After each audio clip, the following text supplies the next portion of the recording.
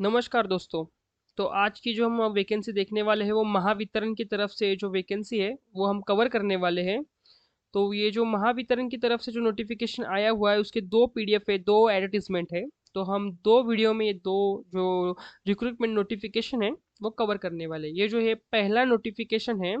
तो यहाँ पे हम जो कास्ट वाइज जो पोस्ट है वो यहाँ पे हम देख लेते हैं कि फर्स्ट ऑफ ऑल हमें दिया गया है कि जो नेम ऑफ पोस्ट है वो एडिशनल एग्जीक्यूटिव की पोस्ट है, इंजीनियर की। यहाँ पे हमें कास्ट वाइज इसका जो डिस्ट्रीब्यूशन वो देखने को मिल रहा है और यहाँ पे कुल 94 पोस्ट है यहाँ पे।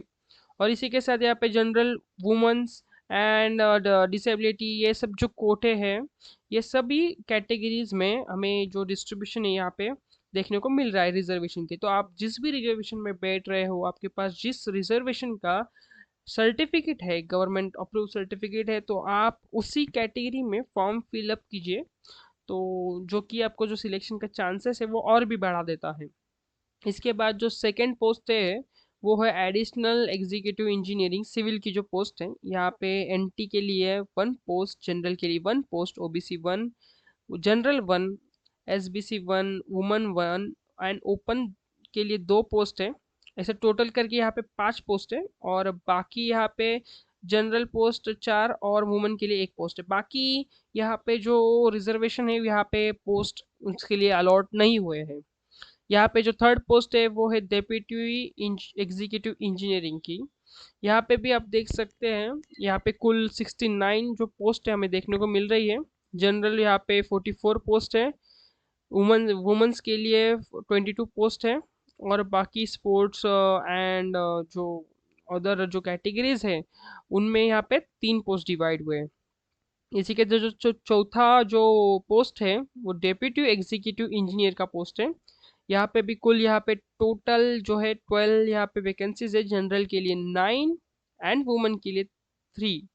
तो यहाँ पे 4 पोस्ट के लिए ये जो है नोटिफिकेशन यहाँ पे डिटेल है। यहाँ पे नेम ऑफ पोस्ट और उसकी एज लिमिट दी गई है। तो यहाँ पे फर्स्ट जो पहला पोस्ट है additional executive engineering civil on district, इसके लिए जो 40 ईयर्स का जो है एज लिमिट रखा गया है। और सेकेंड जो है deputy engineering civil and district, इसके लिए 35 ईयर का जो है एज लिमिट यहाँ पे रखा गया है।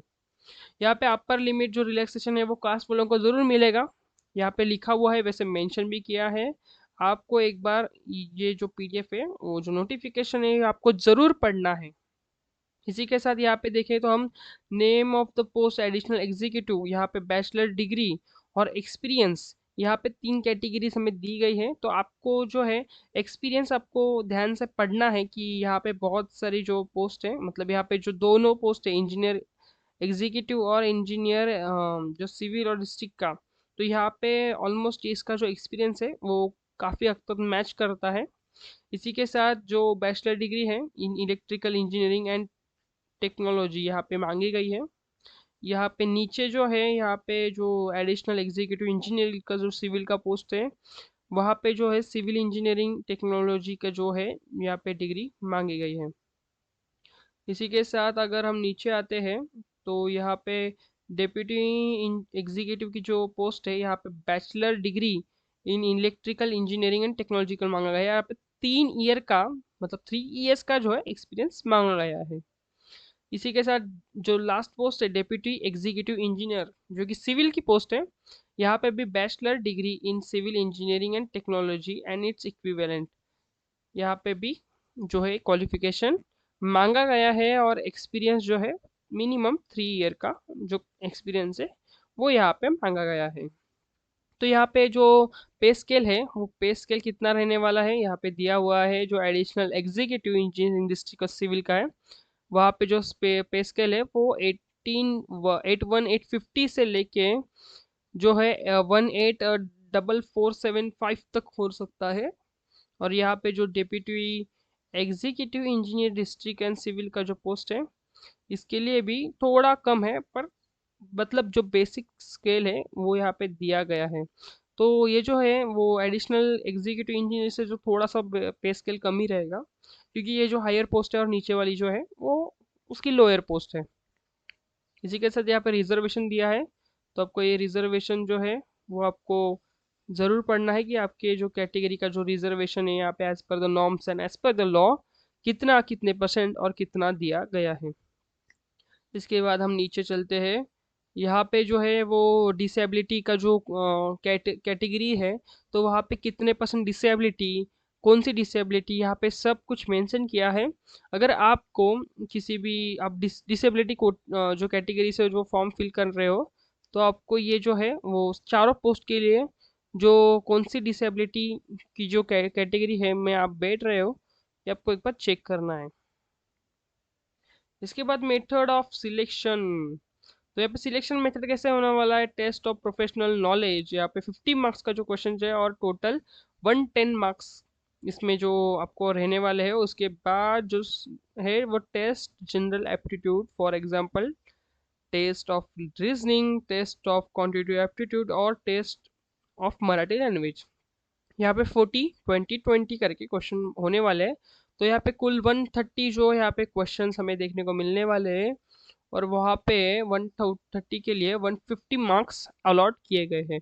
इसी के साथ यहाँ पे जो टाइम दिया गया है वो टाइम 120 मिनट्स का यहाँ पे अलॉट किया गया है। इसके बाद हम नीचे जैसे आते हैं एप्लीकेशन फीस। तो यहाँ पे जो एप्लीकेशन फीस है वो एप्लीकेशन फीस 500 है plus GST for open category के लिए, और जो रिजर्वेशन कैटेगरी है उनके लिए 250 रुपीज़ प्लस जीएसटी करके जो है वहाँ पे फीस है। यहाँ पे जो टेल्टेटिव एग्ज़ाम डेट शेड्यूल्स है वहाँ पे दिए हुए हैं। यहाँ पे जो है ऑनलाइन एग्जामिनेशन डेट का भी जो है वो अगस्त में आपकी रहने वाली है, शायद से लास्ट वीक, ये अप्रोक्स डेट है, ये कोई भी फिक्स डेट नहीं है, बट अप्रोक्स इसके आसपास ही आपके जो है एग्जामिनेशन डेट रहेगी। और पर्सनल इंटरव्यू की जो डेट है वो भी यहाँ पे सितंबर 3rd वीक में यहाँ पे बताया गया है। तो ये भी अप्रोक्स आप मान के चलिए कि सितंबर 3rd वीक में आपका जो है इंटरव्यू शेड्यूल हो जाएगा। इसके बाद जो है वो प्रोसीजर ऑफ अप्लाई। तो अप्लाई कैसे करना है, तो आपको वेबसाइट पे जाना है, ऑफिशियल वेबसाइट पे। उसके बाद registration, form uploading, details fill करना है, पेमेंट्स करना है। तो ये जो है बेसिक जो आपको सेंटर सिलेक्ट करने हैं वगैरह जो सभी है वो आपको एक बेसिक डिटेल्स आपकी मांगी जाएगी।